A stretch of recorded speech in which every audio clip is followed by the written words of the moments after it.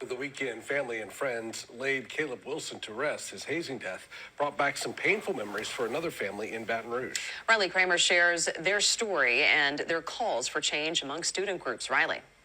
Hey guys, Daron Walker told me he was paralyzed and permanently blinded as a result of hazing more than 30 years ago. After hearing about Caleb's death, he says universities and organizations need to take responsibility. I am totally appalled that 35 years later, the same foolishness is happening. It must stop. Dr. Daron Walker was a student at Southern University in the 90s when he pledged Phi Beta Sigma his senior year. It's a decision that changed his life forever. That last night, going through the pledging process, I was blindfolded and hit over the head with a frying pan.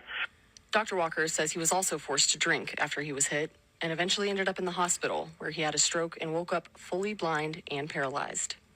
At the time, he was just 22. My daughter is getting married, and I can't see me walking her down the aisle. For what? For a fraternity prank. He and his daughter say fraternity culture needs to change. They're sharing his story after the hazing death of Caleb Wilson.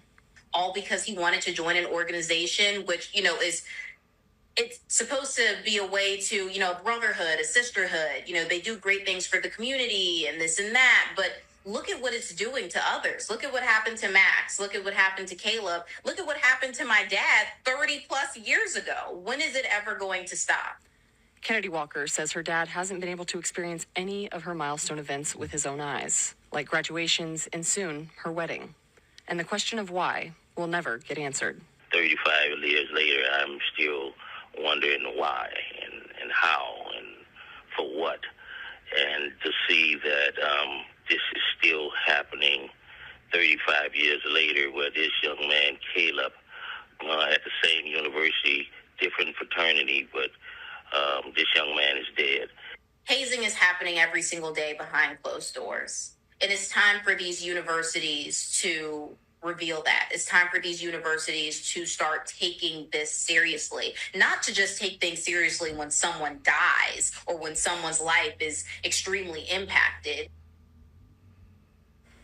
Louisiana law requires universities to report hazing incidents to law enforcement so parents and students can see an organization's track record.